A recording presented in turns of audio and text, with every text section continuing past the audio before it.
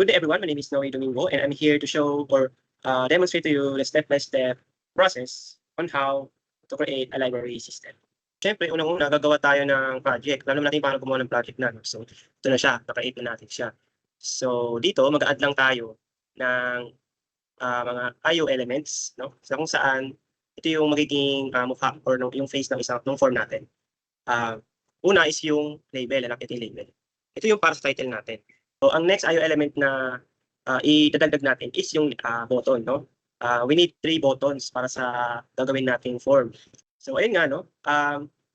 Ito yung magiging mukha or yung face ng ating form. So, una yung label, unang IO element. Pangalawang IO element is yung ano natin, yung button.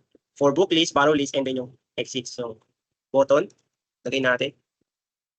We need at least 3 buttons. Copy lang natin. Ay, lagay natin siya dito. Copy lang natin yan. And then paste. Yan. Another. Para sa exit. So right now, we're going to rename this, no? Para alam natin or di tayo malito.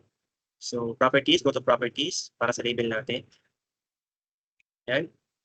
Then hanapin natin yung text. Yung text, dito natin ilalagay yung name ng natin, mga ilalagay sa IO element, no? So ang gusto kong pangalan is Yin Yang. Yin Yang library. Yeah. Yan, hindi natin kailangan i-rename yung name niya, no? Para i-code kasi yun lang naman yung kailangan natin dyan. Yung name niya, no? Wala tayong gagawin dyan na event handler or what. And then next yung button 1, which is yung book list. Palitan natin ng name. Book list. Yan. Gawin natin caps lock. Book list. And then palitan natin yung name para sa calling mamaya.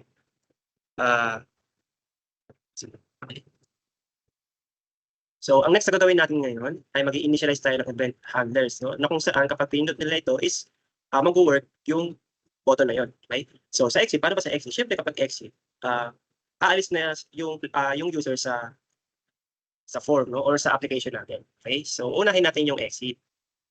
Click lang natin yan and then, ayan, lumabas na siya. So, dito, ang gusto natin para maging para lumabas siya doon mismo sa application. So, ang syntax lang natin is application.exit. And then close open parenthesis. Tapos semicolon. Okay? So balik tayo sa form designer. So since dala natin yung event handler para sa exit button natin, dumako naman tayo sa book list. So ang gagawin natin, kapag na-click itong book list, mapupunta siya sa form ng mga list ng libro, no? So we're going to create first a form para naman sa book list, no? Para matawag natin siya sa pag-code natin dito pag ginawa natin siya ng event handler. So Solution Explorer, right-click yung project name, and then add, and then form window. So click natin yan. And then rename natin siya as book list. Ayan, tapos add lang natin. Yan. So wala muna tayong gagawin dyan, kundi gawin lang muna natin lahat ng event handlers para sa ating form 1. Okay? So dako tayo sa form 1. Click natin tong book list. Ayan, pupunta tayo dyan, syempre. So dito, ang mangyayari kapag kinlik natin yung button na to, yung book list, yung book BTN, mag-hide siya. And then, tatawagin niya yung form ng book list. No? And then, pupunta siya doon, and papakita niya yun sa atin. No? So, yun. Ang ano natin is this .hide. Tayo na sinabi sa inyo kanina. After nun is yung name ng natin, ng form na ginawa. Book list. Book list. No? Tama? Book list. And then book equals new book list.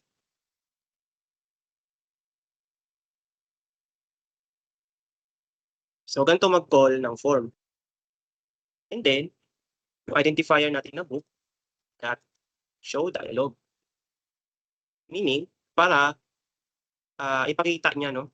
Para maipakita niya yung form natin na book list. And then, this close. Yan, close open parenthesis. Ito lang muna ang uunahin natin, no? Yung exit button and yung book list BTN. So ngayon, we're going to create a form para sa system natin. No? So ito yung book form natin. So ang una natin gagawin is yung label. So, lagay lang natin yung label. Ito yung para sa label ng ating system. Yung pangalan number natin. So properties, properties. text natin is Ginyang library. Ayan, so hindi natin siya lalagyan ng name para sa coding, no? Kasi wala naman tayong gagawin dyan. Text natin yan. Gitna lang natin to. Ayan. And then, next natin is another label. Paste lang natin yan. Ayan, tapos properties tayo. Okay, so find a book. So ang next natin dito is yung text box. Okay? Hanapin natin text box. Ayan, text box. Dito mag-i-input yung user natin, no? Ayan. Malakihin lang natin siya, multiple. And then, ganyan. Paste lang natin yan. And then another label para doon sa natin. Label ng chat ng text box. Ayan, label siya. So, ganyan siya gagawin. Rename properties, rename natin siya. Palitan natin yung text na title. Dito nila ilalagay yung title ng book na gusto nilang hiramin. So, next is yung author. Yan. So, ganyan pa siya gagawin, class. No? So, ang next natin gagawin is ilalagay na IO element is yung data grid view. Ayan. Click lang natin yan, tapos ilagay sa form. And then, i-customize natin. No? So, isama na natin agad dito yung pinaka-design mo. Ayan. So, parang kainin natin. Ayan. No? Ayan. Dito sa data grid view, dito siya malilist o malalagay lahat ng mga book na meron tayo. So, next natin ilalagay is yung 3 buttons for save, update, and delete. Later on, I will explain this. So, button. Button. So, we need 3 buttons. Ayan. Button 1. Copy-paste lang natin. Button 2, and then button 3. Ayusin natin yung pagkakalagay.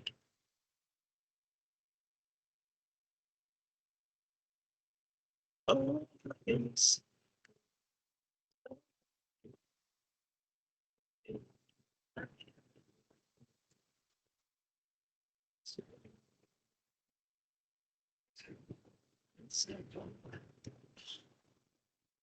So right now, we're going to rename the text. Punta tayo ng properties. Palitan natin yung text as save button. Sa button 2 is yung update. And then, sa button 3 naman is next is sa button 3 naman ay yung load na.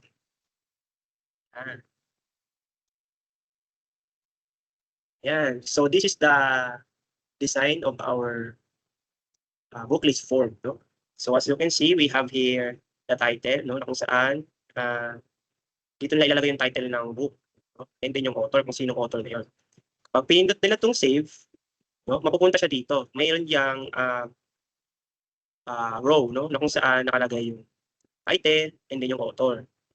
Okay, so kapag gusto nilang i-update yun, i-click lang nila yan sa left side ng okay, no? So right now, we're going to create a class para sa book natin. So punta tayo sa Solution Explorer, and then add, and then class. So pangalanan natin siya as books.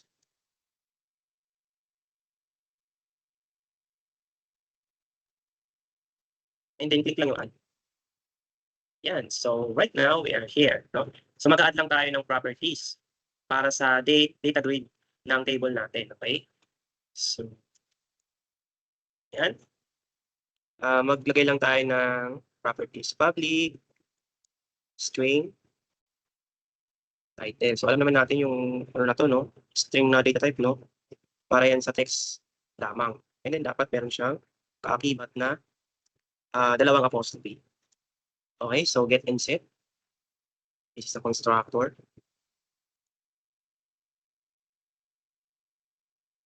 Another one for author. Yan. And then get, set.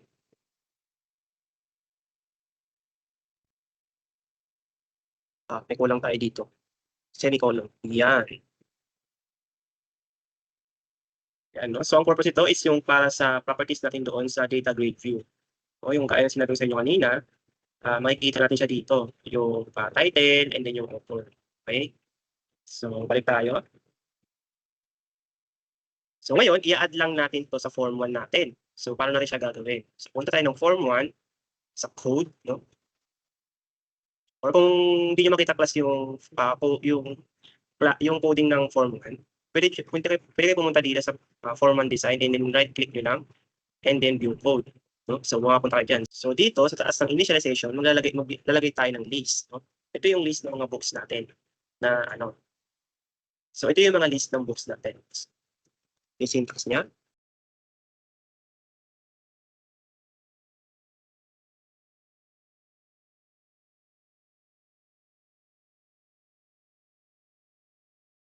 So right now, no, I'm going to change the buttons for our book list. Okay. So here, I will change the text into add. Okay.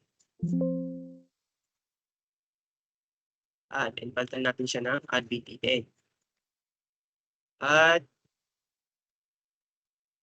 BTN. Yan. Next, pangalawa, update pa rin siya. No? So check natin yung properties. Kung nalalim natin, hindi siya nalalim.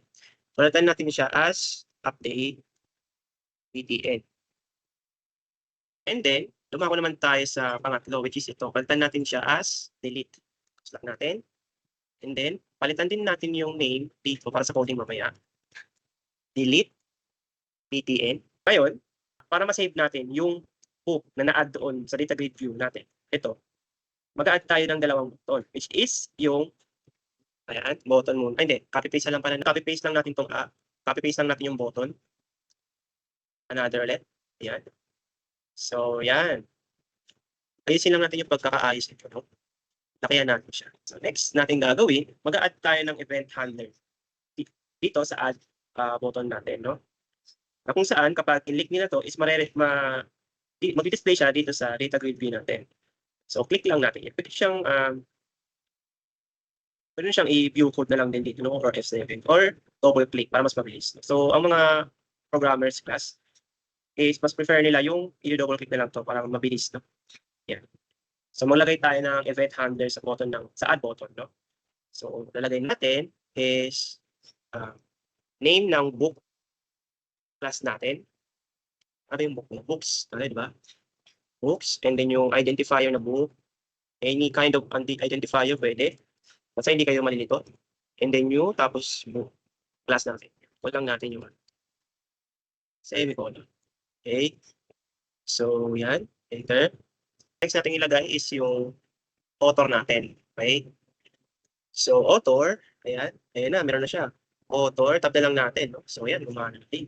Ayan, no? So, ito yung mga lalabas din sa display natin. So, dito class, maglalagay tayo ng list ng books. No? Ayan, so nakalagay na siya dyan.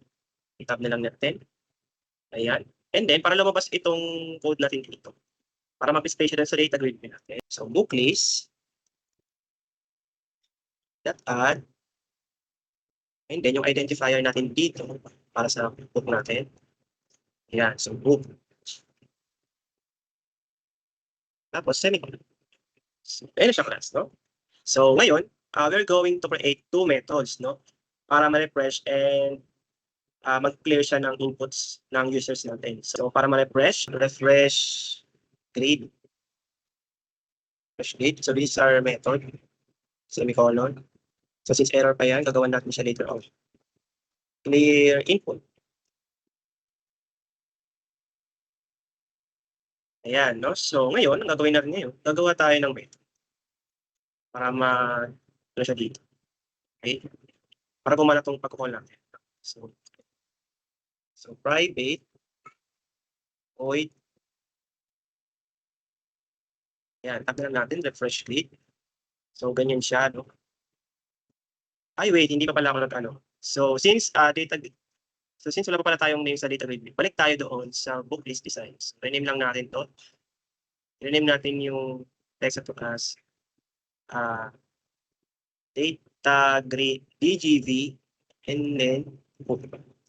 DGB doon, data grid book. Okay, so balik tayo dun sa book form. Lagay lang natin yung DGV book. Yan.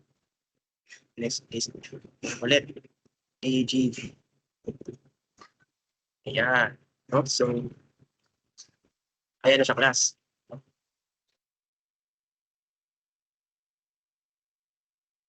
So, ang next naman natin is yung clear inputs. No? So, copy lang natin itong method.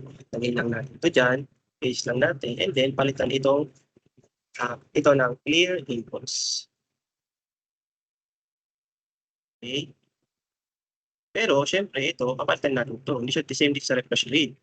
So, so ano ang gagawin natin? Okay? So, yung name ng, natin, ng text box, name ng text box, which is yung title tb dot clear. Okay, tab na lang natin yan. Enter. And then yung author tb dot clear ulit. Ang next natin gagawin is mag-proceed tayo sa paggawa ng event handler para sa update button natin. No? So, ano nga ba ang update button natin? Punta tayo dito sa bookcase. Okay? And then, double-click itong update. So, gagawa tayo ng if-else statement dito. No? Na kung saan, kapag sinelect nila yung row na yun, tapos, kinlik nila yung text box. Yung title text box and then yung author text box. And i-click nila yung update. Makapalitan yung row na yun ng panibagong information na kanilang ini.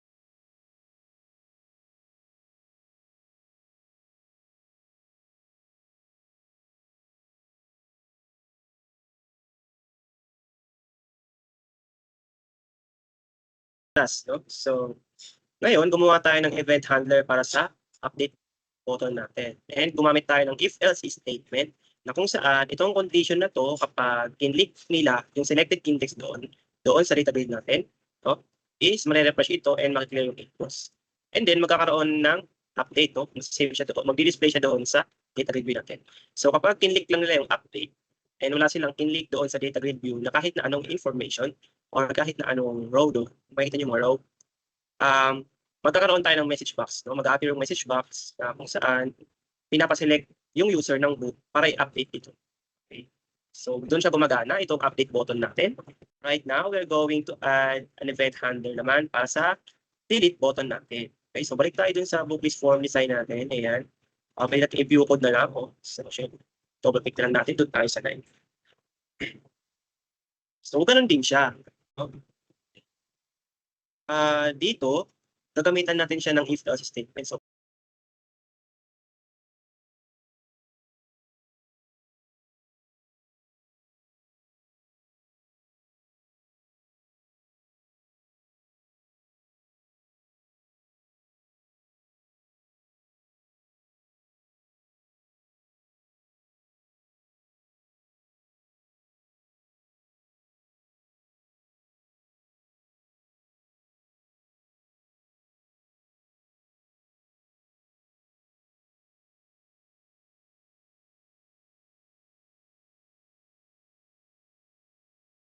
So, ito naman yung event handler natin para sa delete button natin. So, dumako naman tayo sa book list design ulit. Click tayo doon.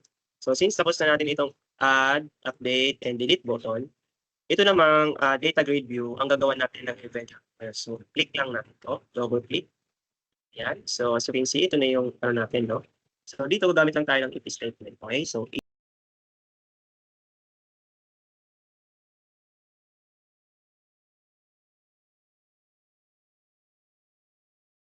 yun nga class, no? Dala tayo dito sa data grid view natin, no? Ngayon naman, gagamit na tayo ng serializer sa form natin. So, i-enable lang natin yung serializer. So, ngayon, mag-add lang tayo dito ng directives, which is so using system,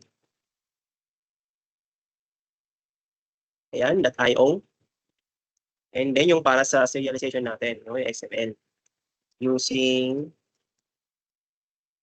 system again, ayan, system, dot, XML, serialization. Ayan. So, ngayon naman, mag-add tayo ng button sa form natin para i-save and i-load yung data. So, ayun na nga, tapos na natin i-add, no?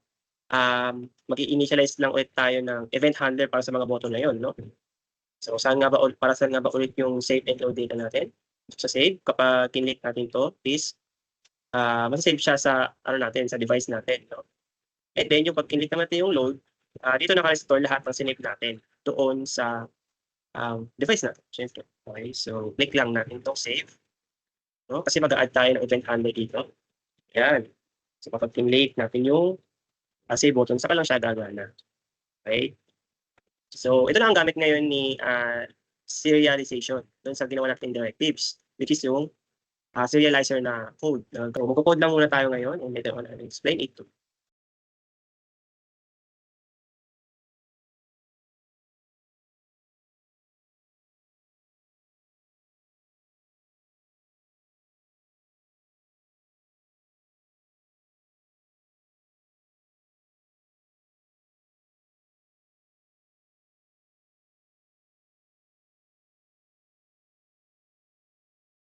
Okay, since dala natin yung save button, next naman natin gagawa ng event handler is yung load button natin. So, double click. Ayan. So, gagamit lang tayo dito ng if else statement. Okay?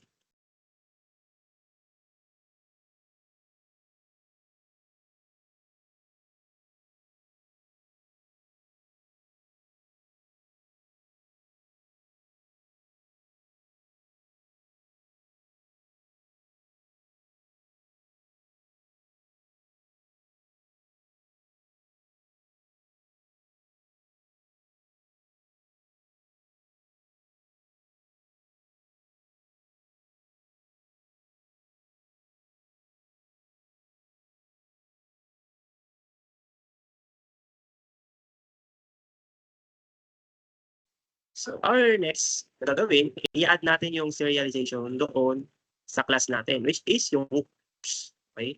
Yan. So, add lang natin siya. Maglalagay tayo ng array. Array symbol or ano. Okay? So, array. Ay, mali. Okay, ayan. Serial, nag-ano na agad siya, no? Nag-suggest na agad si IntelliSense. Tab na lang natin yan. Okay? So, daan na tayo doon. So, ngayon naman mag-add tayo ng panibagong system para sa borrowed books, no? So, mag-create tayo ng class para doon sa borrowed books. Dito, ayan. Ito yung present, diba? May class dito sa book pieces, may class din dito. Ayan. So, since daan na natin, ayan. So, dumako tayo dito sa form designer. So, since daan na natin itong gawan lahat-lahat, no? Itong book list ng class, and then ng mga event handler dun sa form mismo ng book list. Ngayon naman, si borrow book naman ang gagawin natin, no? Class and also ng mga event handlers diyan. Okay? So, ang next natin gagawin is mag-create tayo ng another class para sa borrowed books. Okay? Punta tayo ng Solution Explorer. Open lang natin yung, ayan, right-click pala natin yung project name, and then yung add, and then yung class. I-rename natin ito as borrowed books.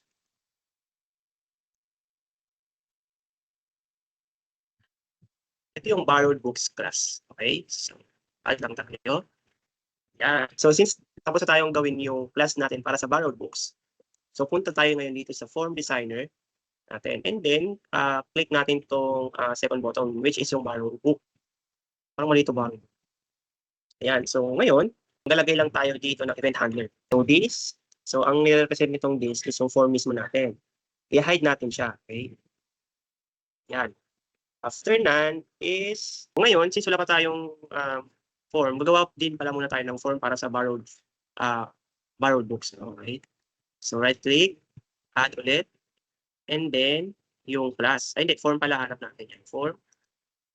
Name natin as borrowed books. So, we're going to add this. Yan. So, balik na tayo sa borrow book. Click lang natin yan. Ayan. So, here, pwede na natin siyang i-call yung, ayan, no? So, ayan, borrowed form, borrowed book, borrowed books form, and then borrowed, and okay.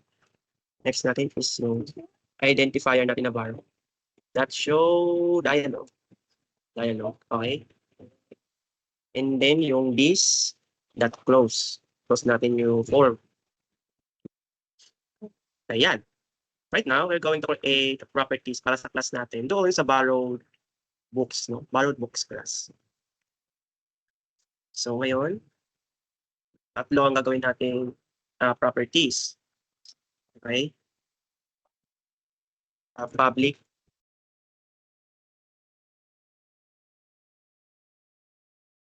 So since dala natin mag-create ng properties, we're going to connect the data sa application natin na sa program. So punta tayo Solution Explorer, then Program, and view code natin. Ayan. No? So saan natin siya lalagay? Lalagay natin siya doon sa taas ng stat thread. Okay? So public.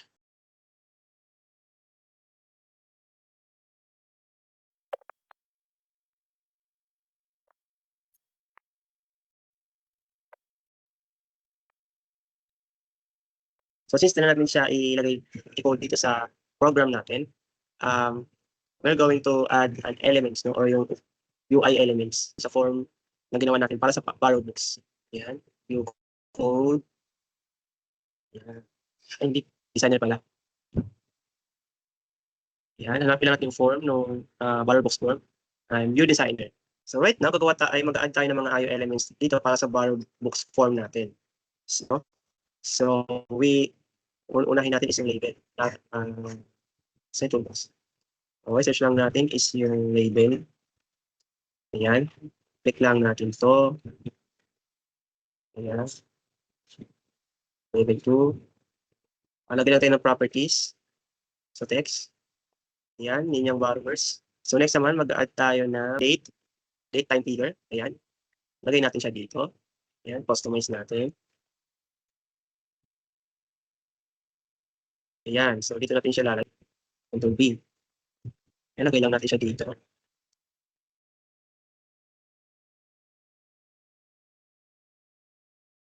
So ngayon, na naman tayo gumawa ng form para doon sa borrow list, no? So ito yung mga nanghiram ng book, no? Ito yung form ng nanghiram ng book na kung saan pwede sila ditong maglagay ng date kung kailan nila ito hinirap, and then i-input nila yung name nila, and then kung anong book iyon.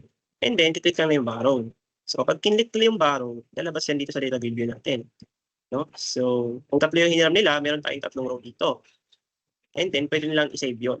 Okay? So kapag ma-save yung mga taong yun, yung nanghiram ng book, i-click lang natin itong load list. Okay? So andito yan sila. Sabi ng load list, ito yung na-store natin data or information na na-save natin doon sa mga nanghiram ng libro. Okay? So let's go back. So ngayon, mag-add na naman tayo sa program natin para mag-store and mag-access ng book sa system natin. Okay? So punta tayo dun sa code natin ng program. That's it.